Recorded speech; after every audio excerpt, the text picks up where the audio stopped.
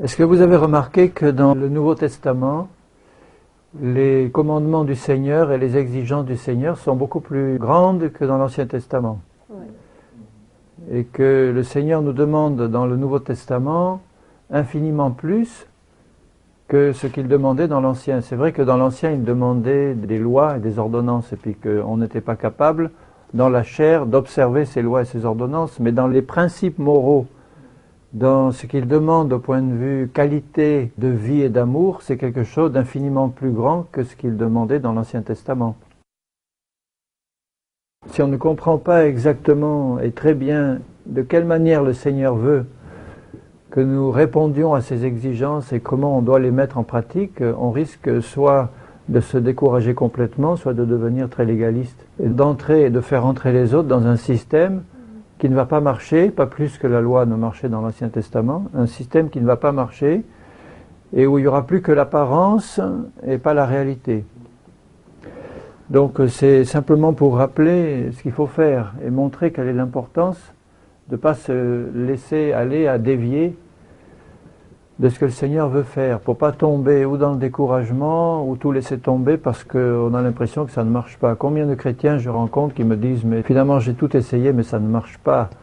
À partir d'un certain degré, les exigences du Seigneur sont tellement grandes que ou bien on laisse tout tomber, ou bien on s'accommode d'exigences qui sont moins élevées en disant qu'il ne faut quand même pas mettre la barre trop haut et qu'il faut être réaliste et il faut être humain.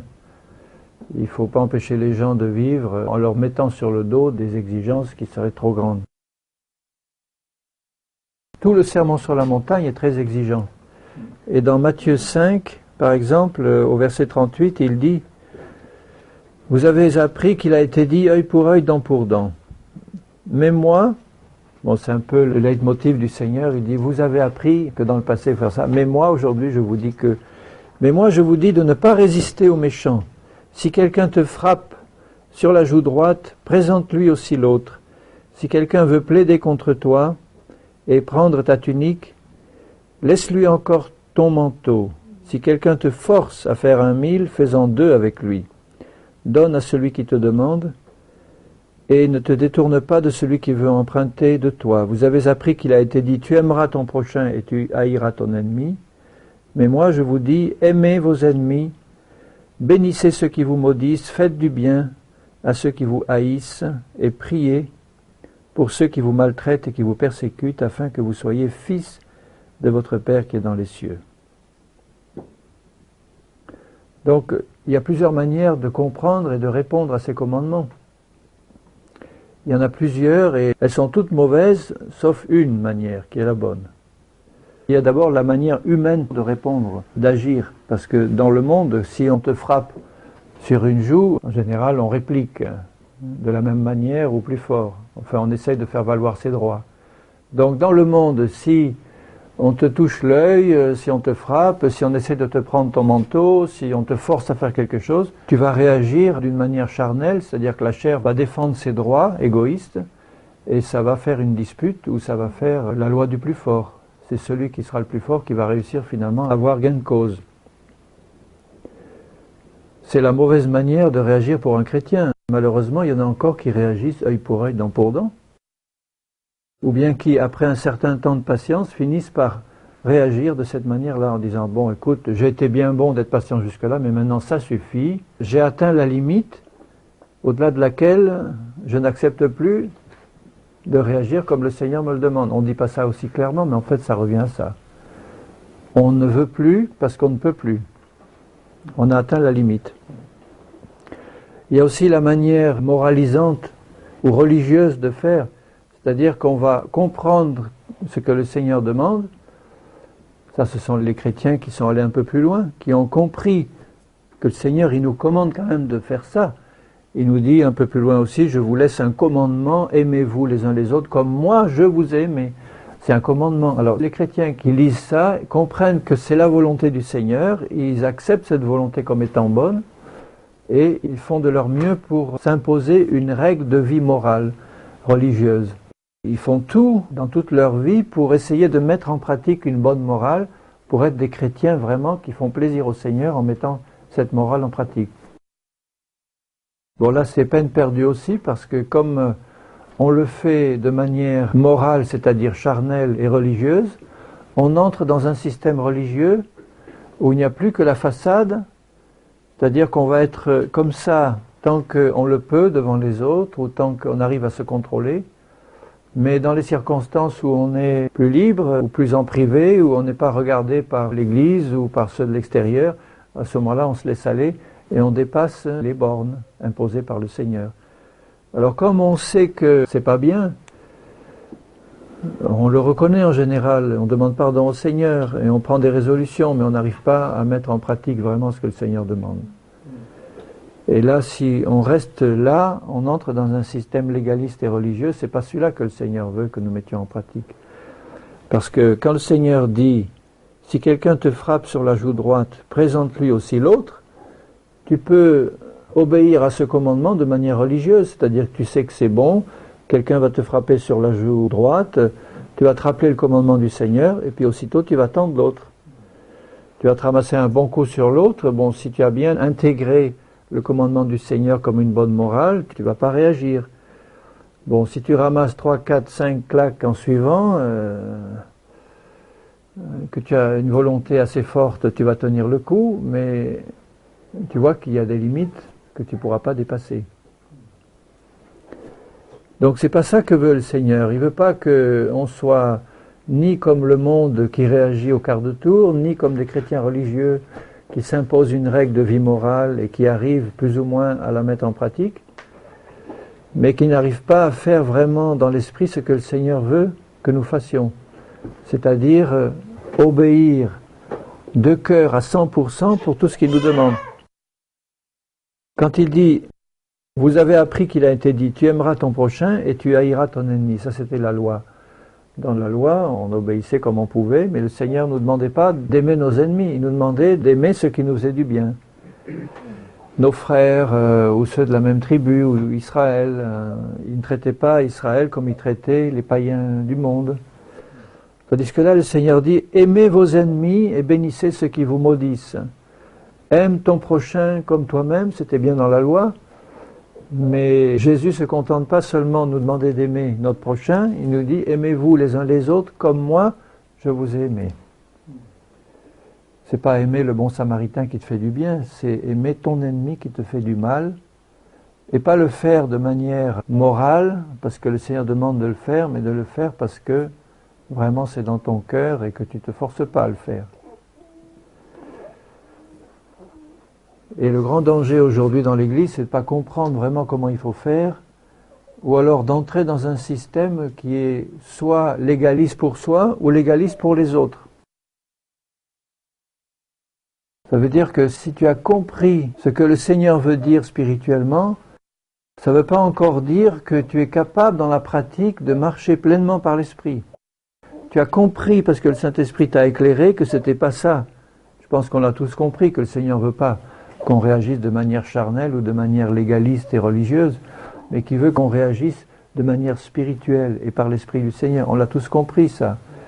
Maintenant, ce qu'il y a, c'est qu'il ne faut pas seulement le comprendre, il faut le vivre dans la pratique et il faut le vivre en permanence. Comme un flot permanent de la vie du Seigneur qui doit s'écouler sans que nous fassions des efforts permanents pour faire comme le Seigneur demande. Il faut arriver au point où la vie du Seigneur nous remplit tellement que tout ce qu'il nous demande s'écoule naturellement de nous comme une vie abondante du Seigneur qui vient d'en haut, et où il n'y a plus rien de commandé, de religieux, de légaliste, d'apparence, d'hypocrisie. Et c'est ça le grand risque, c'est que quand on a compris ce qu'il faut faire, et qu'on l'a compris même spirituellement, c'est que quand on voit que dans les petits détails de la vie ça ne se fait pas, on essaie de le cacher aux autres parce qu'on a l'impression qu'on déchoit de notre piédestal spirituel et qu'on n'est plus au top niveau comme le Seigneur le voudrait. Et on n'aime pas ça et on voudrait quand même que, malgré ça, ou l'apparence soit très bonne, ou alors on veut pousser les autres à faire en sorte qu'ils manifestent ça de manière parfaite, alors que soi-même on en est encore loin. Donc c'est vraiment important de comprendre et de vivre ce que le Seigneur nous demande, parce que c'est toute la vie chrétienne qui est là. relisez le Sermon sur la montagne, il faut qu'à tout prix, dans nos relations de tous les jours, la vie du Seigneur soit manifestée. Donc la bonne manière de mettre en pratique ces choses, c'est que la vie abondante que Dieu nous a donnée en Christ se manifeste pour que tous ces commandements coulent de source en nous et manifestent la vie de Jésus.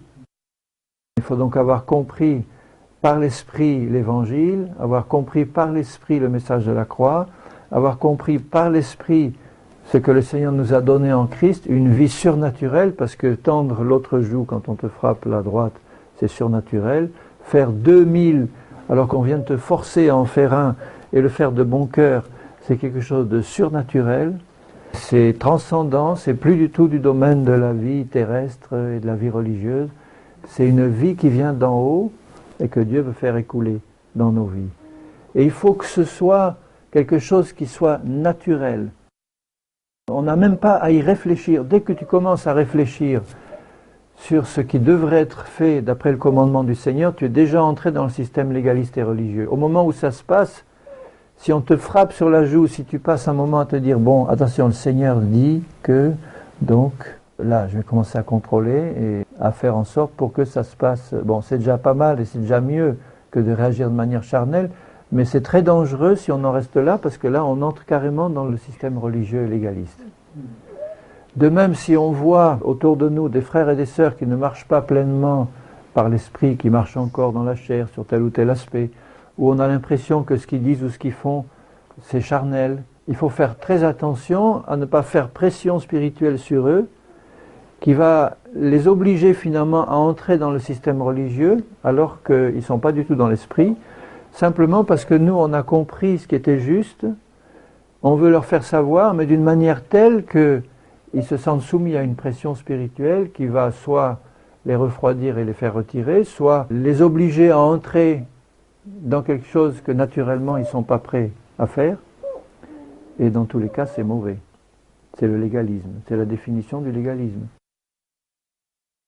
Le légalisme aussi consiste à percevoir comme une loi quelque chose qui est simplement donné comme un commandement du Seigneur du Sermon sur la montagne. Mais comme nous-mêmes, on n'est pas encore entré dans la vie de l'esprit, quand tu entends un enseignement sur ces commandements-là, même si l'enseignement est donné dans l'esprit, mais que toi tu le reçois d'une manière charnelle, ou d'une manière qui est pesante parce que tu ne le reçois pas dans l'esprit, eh bien ça va être jugé par cette personne qui le reçoit comme ça, comme légaliste, parce que ce n'est pas perçu dans l'esprit. Bon, je prends par exemple le cas du mariage, divorce, remariage. Tu peux donner un enseignement spirituel sur la pensée du Seigneur, sur ce que le Seigneur veut dans l'esprit. Tu peux même le recevoir de manière spirituelle pendant un temps, mais tu ne l'as pas encore intégré pleinement dans ton cœur, comme la vie du Seigneur qui est en toi et qui a imprimé ces choses dans ton cœur de manière indélébile. Tu le reçois, tu écoutes, et puis un temps ça te plaît, un temps tu penses que oui, c'est ça, tu as compris, ton intelligence spirituelle a été éclairée, mais après, pour ceux qui sont dans le problème eux-mêmes, qui sont par exemple des jeunes divorcés, non encore remariés, qui sont en train de subir toutes les pressions que ça représente avec des enfants, etc. Et si tu entends cet enseignement et que tu le reçois seulement spirituellement pendant quelque temps, parce que ton intelligence spirituelle a été éclairée, mais que toi-même tu n'es pas pleinement rentré dans le flot de la vie qui te permet de mettre en pratique ces choses-là sans effort, à ce moment-là, au bout d'un certain temps, la pression va revenir, et comme tu n'es pas dans le flot du courant du Saint-Esprit, tu n'es pas au milieu du fleuve, là, ça va être jugé comme une pression légaliste, intenable, et tu ne vas pas pouvoir tenir, que ce soit ça ou n'importe quel autre des commandements, aime ton ennemi, ou donne ton manteau en plus si on te prend ta chemise, tu ne vas pas pouvoir le mettre naturellement en pratique, ça va représenter pour toi un fardeau légaliste intenable parce que tu vas arriver à une limite, et la limite, elle vient du fait que tu as perçu ça comme quelque chose d'impossible à réaliser, trop fort, même si intellectuellement ou spirituellement tu as compris que c'était ça que le Seigneur voulait.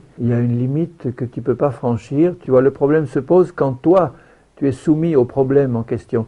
Si tu écoutes un enseignement et que tu le comprends spirituellement, c'est bon, mais tant que tu n'es pas toi-même dans le problème, jusqu'au cou, le problème pratique, c'est là qu'on voit si vraiment tu es dans la vie de l'esprit ou si tu t'es contenté que de recevoir un enseignement spirituel. Tu as pu recevoir spirituellement un enseignement spirituel, Mais quand tu es là confronté toi-même au problème, que ton mari ou ta femme non convertie se sépare et s'en va et te laisse là avec 2 ou 3 enfants, te laisse là sans travail ni rien, et puis que tu relis ces passages en disant, tu vois, le Seigneur dit, l'homme sera lié à la femme ou la femme sera liée au mari tant qu'il est vivant. Le Seigneur considère le mariage comme indissoluble toute la vie, tu ne te remarieras pas. Bon, tu as reçu ces enseignements de manière spirituelle, mais maintenant tu es dans le problème jusqu'au cou. Et les jours qui passent augmentent la tension, les problèmes pratiques, les enfants et tout, la solitude. Si à ce moment-là tu n'es pas en plein milieu du flot de la vie du Saint-Esprit, non seulement que tu l'as compris, mais que tu es toi-même plongé là-dedans et que tu t'es entretenu dans ce flot par une communion constante avec le Seigneur où la vie de Dieu se manifeste pleinement en toi, tu ne tiendras pas, c'est pas possible. Après un certain temps, tu iras écouter un enseignement qui te dira, écoutez, il faut être équilibré, il ne faut pas mettre sur sa vie des fardeaux pesants et légalistes, il ne faut pas être plus royaliste que le roi, il faut admettre que dans certains cas, Dieu permet.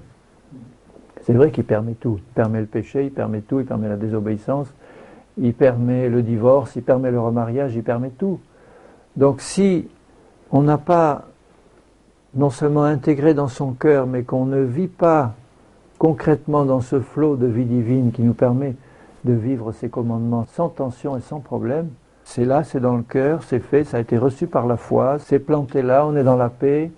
Même au milieu de ce problème-là, on sait, il y a une assurance profonde qui nous montre que la pensée du Seigneur, c'est ça. Et il n'y a rien, malgré les problèmes qui s'accumulent, qui va nous faire vaciller ou douter, ou nous faire sortir de cette position. Ça ne va pas être intenable, ça ne sera jamais au-dessus de nos forces, ça ne sera jamais considéré comme mettant la barre si haut que maintenant on est à la limite qu'on ne peut plus atteindre. On sera toujours dans le courant du flot du Saint-Esprit, parce que ce que le Seigneur demande, il n'y a que son Esprit qui peut nous permettre de le réaliser.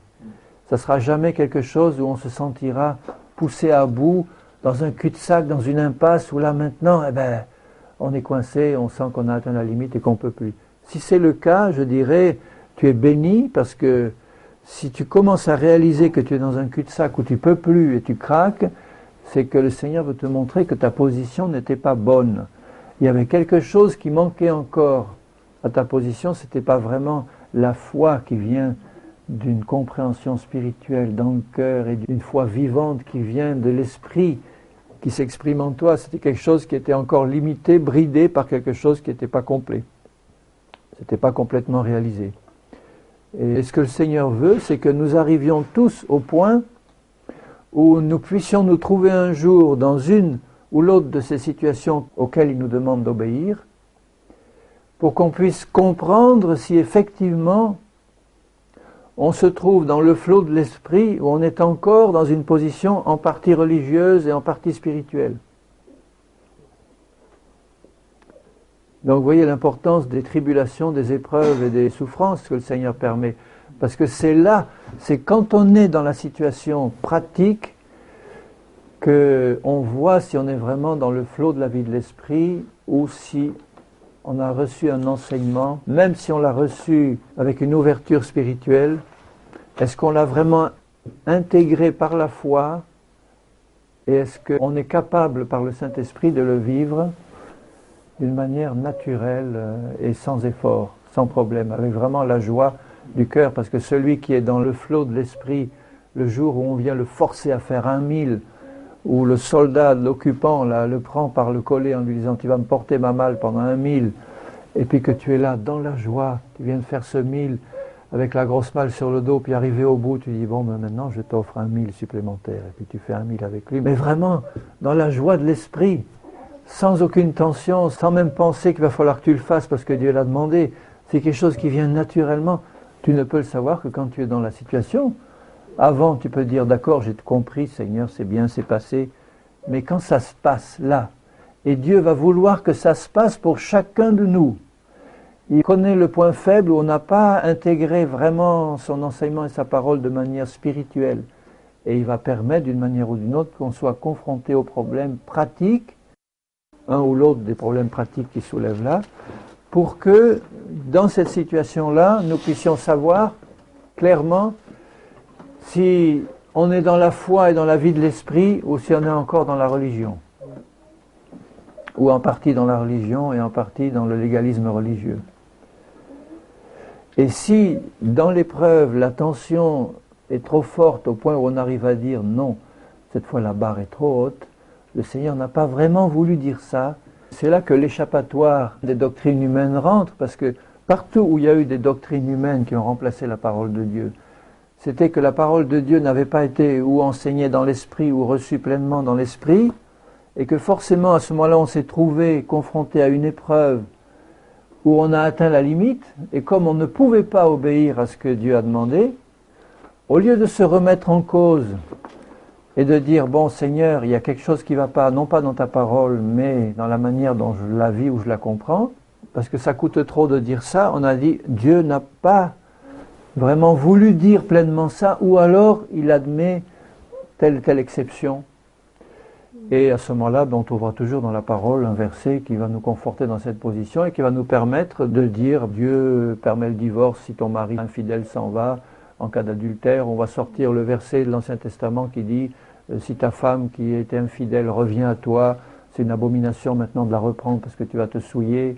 Enfin bon, tu vois, des choses qui sont comme ça prises, ou de leur contexte, qui ne sont pas étudiées vraiment dans l'esprit du Seigneur, et qui vont fortifier ta position pour te montrer que oui, tu peux prendre telles exceptions dans la parole de Dieu qui vont te permettre d'accepter le principe général, absolu, que tu ne peux pas respecter, mais qui vont te permettre d'accepter quand même d'aller jusqu'à un certain point, puisque tu as un certain nombre d'exceptions qui te permettent de vivre. Mais dans notre cœur, on ne peut pas être pleinement dans la paix et dans la joie du Seigneur si, étant confronté à des commandements comme ça, qui sont si absolus, si complets, où Dieu nous demande tout, et où on arrive dans la situation et on se rend compte qu'on n'y arrive pas, et on trouve quand même des justifications bibliques et des exceptions, on se construit une belle doctrine qui nous permet de tenir le coup religieusement, mais comme on n'est pas fait par le Seigneur pour vivre d'exception et pour vivre de demi-mesure, on est fait dans la nouvelle naissance pour être parfait et pour manifester pleinement la parfaite nature de Jésus. Donc on est fait pour des situations qui sont toujours des situations surnaturelles. On est des hommes et des femmes que Dieu a créés dans la nouvelle naissance pour vivre surnaturellement des impossibilités humaines, où on va pouvoir, par la foi dans la parole de Dieu, permettre à l'Esprit du Seigneur de nous faire marcher sur l'eau en permanence, par la foi dans la parole de Christ. Et marcher sur l'eau, c'est faire ça, c'est-à-dire tendre la joue gauche, mais tout à fait naturellement, sans hésiter, sans histoire. C'est faire ce que le Seigneur nous demande de faire, mais par la vie de son esprit. Aime tes ennemis, soyez parfaits comme votre Père Céleste est parfait, soyez saints comme il est saint. Quand tu vois l'exigence absolue que ça représente d'être parfait comme notre Père Céleste est parfait, que tu vois que Jésus nous dresse son modèle à lui pour nous dire, quand tu me regardes, tu vois ce que je te demande moi de faire. Tu comprends bien que s'il n'y a pas un changement radical dans notre manière de vivre, de penser et d'agir, c'est-à-dire qui nous permet d'entrer pleinement dans le flot de la vie de l'esprit, quand on se trouve dans des épreuves ou des situations de ce genre, de les vivre par l'Esprit du Seigneur, de laisser Jésus nous faire entrer dans ces choses, on n'arrivera jamais et ça sera être un déshonneur permanent pour l'Église de Christ. On va trouver constamment des exceptions à la parole, on va trouver constamment des enseignants de la parole qui te présenteront les exceptions ou la manière humaine d'interpréter des exigences si absolues. Une jeune femme, par exemple, que son mari a quitté, ou un jeune homme que sa femme a quitté, et qui rencontre une âme sœur spirituelle qui lui dit, pasteur à l'appui, que écoute, ton mari infidèle est parti, refais ta vie avec ce chrétien rempli du Saint-Esprit, vous allez être béni. Bon, il faut vraiment que la vie du Seigneur se manifeste pour pouvoir résister à cette pression, et rester seul et dire non, le Seigneur a dit, et moi, avec joie, et du fond de mon cœur, avec un tressaillement d'allégresse même, j'entre dans la direction que le Seigneur me demande de faire, sans ressentir aucune pression, ni des uns ni des autres, ni de Dieu, mais simplement parce que la vie du Seigneur me porte dans cette direction. Si on n'y est pas, nous, dans cette vie-là, ça va être quelque chose qui va être forcé. Et il y a des chrétiens comme ça qui s'efforcent pendant un temps d'entrer dans cette exigence-là, mais par un effort vraiment de volonté terrible, avec un esprit de sacrifice même, puisque les sacrifices religieux, ils vont très loin. Hein. Il y a des gens qui donnent leur vie, qui s'immolent par le feu, comme un sacrifice religieux. Ils sont capables de faire ça, qui se sacrifient pendant un temps, mais en se sacrifiant ainsi, ils ne se rendent pas compte qu'ils n'ont pas ôté de dessus eux le fardeau spirituel que ça mettait. Parce que si une femme qui se sacrifie comme ça en disant « Non, Dieu l'a dit, alors je vais le faire », et puis elle s'engage, elle peut le faire pendant des années, et pendant des années, peut-être même toute sa vie. Elle va rester seule, elle va dire « Non, Dieu l'a dit, je ne me remarierai pas, je ne referai pas ma vie parce que Dieu l'a dit ». Mais si elle ne le fait pas par la vie du Seigneur qui coule en elle, ça va être toute sa vie un fardeau spirituel pesant, qui va peser sur sa vie, ou que les autres essaieront de lui mettre dessus, en lui disant non, c'est comme ça que Dieu a dit, et il faut que tu comprennes que, et elle va y aller, mais pas par la vie du Seigneur. Et le Seigneur n'aime pas ça du tout. Il a du mal dans son cœur à voir ses enfants s'engager dans cette direction, parce que c'est une direction extrêmement pénible. Et la seule compensation que ces hommes et ces femmes peuvent avoir dans cette situation, c'est le sentiment qu'ils sont un peu des héros spirituels, qu'ils ont réussi quand même à s'engager dans une voie si sacrificielle et qu'ils ont vraiment mis leur vie sur l'autel, ils se sont sacrifiés, ce sont des héros de la foi. Mais en fait, c'est par leur propre force qu'ils ont fait tout ça et ça n'a aucune valeur devant Dieu. Ça peut avoir de la valeur aux yeux des autres, mais ça n'a pas vraiment la valeur d'un témoignage glorieux parce que la vie n'y est pas. Et quand tu contactes ces frères et ces sœurs-là, ils ne peuvent pas faire passer la vie du Seigneur. La pleine joie et la pleine paix n'y sont pas. Même si dans leur comportement extérieur, ils manifestent tous les signes extérieurs de l'obéissance au commandement du Seigneur, il n'y a pas la pleine joie et la pleine paix que donne le fait de se trouver dans la vie de l'Esprit à ce moment-là, parce que c'est la vie de l'Esprit qui nous pousse à le faire. Et ce n'est pas un témoignage, c'est quelque chose de pesant, ça donne la mort en fait. Ça ne donne pas la vie, ça donne la mort. Le Seigneur veut mettre à mort en nous tout ce qui est charnel, religieux, humain, pour que la vie de son esprit se manifeste. Et il le fait à la fois par l'enseignement de la parole et l'action de son esprit dans les cœurs. C'est précieux parce que ça nous permet de comprendre les choses de Dieu par l'Esprit du Seigneur et par sa parole. Mais après, pour voir si on l'a bien intégré, on va être placé dans la situation où ça va se produire. Alors ça sera particulier à chacun, parce que Dieu connaît les limites de chacun, ou les attachements de chacun, ou les points faibles de chacun, mais je ne dis pas ça pour vous mettre dans la crainte en me disant « bon maintenant, qu'est-ce qui va me tomber dessus sur le coin de l'oreille ?» Non, le Seigneur va agir comme un bon Père Céleste, c'est-à-dire qu'il va permettre que nous soyons placés dans une situation pratique.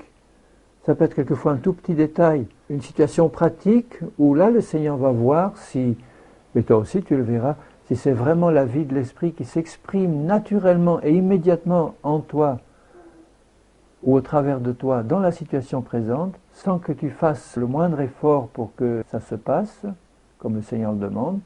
Pourquoi? Parce que avant, dans ton cœur, il y a eu une révélation de la parole du Seigneur, de la croix, de la compréhension de ces choses. Tu as intégré ces choses vraiment au fond de ton cœur, tu es prêt. Le Seigneur te teste simplement pour te faire vivre ces choses. Et en les vivant avec la vie de l'Esprit, tu es dans une joie vraiment parfaite. Je ne dis pas que ça coûte rien, au contraire ça coûte, mais il n'y a pas un effort de volonté à faire pour entrer là-dedans. Tu es porté par le flot. Ça te coûte parce que quelquefois le Seigneur peut te demander tout, ta propre vie, comme il a demandé aux martyrs. Il a demandé à des martyrs qui avaient une vie de famille, qui avaient des enfants, qui avaient un ministère dans l'Église. Il les a pris, ces hommes et ces femmes, il leur a demandé d'être martyrs, d'être livrés au cirque, aux bêtes féroces, aux bourreaux de Néron et des autres. Et les vrais martyrs qui étaient vraiment dans la vie de l'Esprit, qui ont reçu à ce moment-là la vie du Seigneur pour vivre ces choses dans la vie de l'Esprit, ils y sont allés en chantant, mais en chantant vraiment du fond du cœur, pas comme un exercice religieux parce qu'il fallait chanter parce qu'on était martyrs. C'était quelque chose qui coulait naturellement de leur vie et dans les plus grandes souffrances, ils ont été dans la joie de l'Esprit. C'est quelque chose de surnaturel, mais je suis sûr que s'ils ont pu faire ça, c'est que déjà dans leur cœur avant, il s'était passé quelque chose de profond. Déjà, ils avaient tout donné au Seigneur, ils étaient prêts, ils avaient reçu la vie de Jésus, ils avaient reçu la révélation qu'il fallait tout donner au Seigneur et ils étaient prêts à le faire si le Seigneur leur redemandait. Il ne l'a pas demandé à tout le monde. Si un martyr qu'on amène au supplice, il le sait, il l'a accepté, et puis c'est fait dans son cœur et il y va joyeusement. Et si au dernier moment, par un caprice de l'empereur, il a dit « bon, ben relâchez-le, celui-là, il s'en va », il va partir, il aura vécu quelque chose. C'est un mort-vivant qui va finir sa vie. Je veux dire, c'est quelqu'un qui a été détaché de tout, qui a accepté vraiment de perdre sa vie, qui l'a prouvé en allant là joyeusement au martyr. Il a été épargné par la grâce du Seigneur, mais tout le restant de sa vie, il ne va jamais oublier cette expérience-là. Il saura que le Seigneur peut lui redemander n'importe quoi, il est prêt. Il le sait, il l'a prouvé. C'est sûr qu'on peut toujours retomber dans la chair si on ne veille pas. Mais ça a été fait, et quelle que soit l'issue après, qu'il meure ou qu'il ne meure pas, dans son cœur c'est réglé. Il va glorifier Dieu à la fois dans sa mort ou dans sa vie. S'il meurt, c'est pour la gloire de Dieu, s'il vit, c'est pour la gloire de Dieu.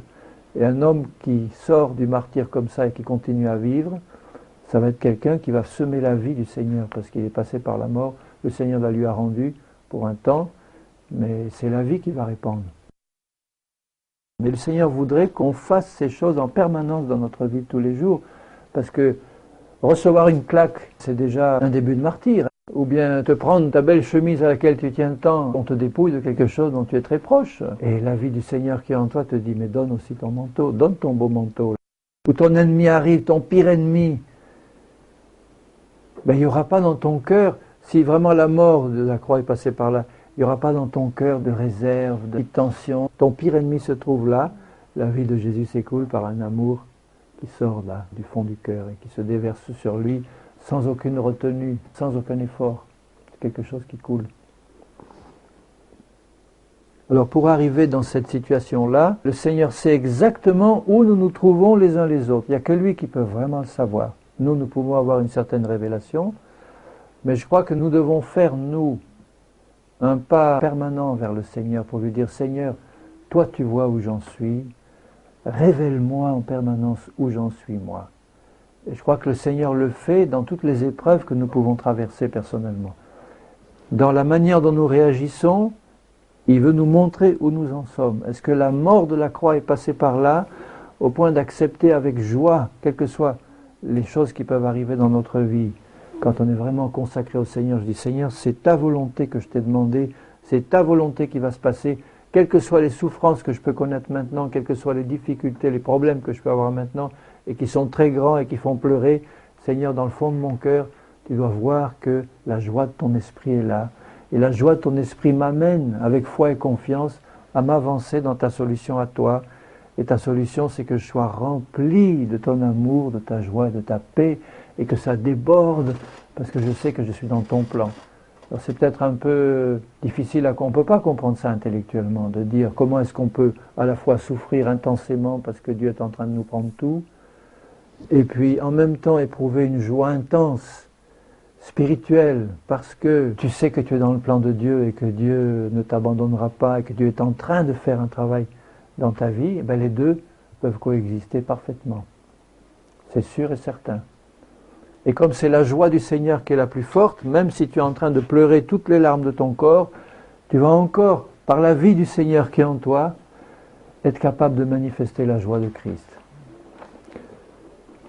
Parce que je suis sûr que le Seigneur Jésus sur la croix, ce n'était pas quelque chose de facile, il a souffert intensément, on ne peut pas imaginer ou penser comment il a souffert sur la croix, mais quand il était capable de prier pour ses ennemis, quand il est dit qu'en vue de la joie qui lui était réservée, il a accepté tout ça. Quand il disait au brigand à côté, eh bien aujourd'hui même tu seras au paradis avec moi, bon ça veut dire qu'il était déjà dans la suite. Il vivait intensément sa souffrance présente parce qu'il ne pouvait pas faire autrement, et puis ça faisait partie du programme du Père pour lui. Donc il en pleurait, il criait, c'est avec cris et larmes qu'il a pleuré à Gethsémane, et il a souffert intensément comme personne n'a souffert, et puis en même temps il y avait la joie de l'Esprit qui était là, pour lui montrer qu'il était dans le plan du Père, que Dieu est en train, par lui, de sauver l'humanité, que le paradis, le ciel, le règne lui était réservé, et que des millions, des milliards d'hommes ou de femmes allaient être sauvés par son sacrifice.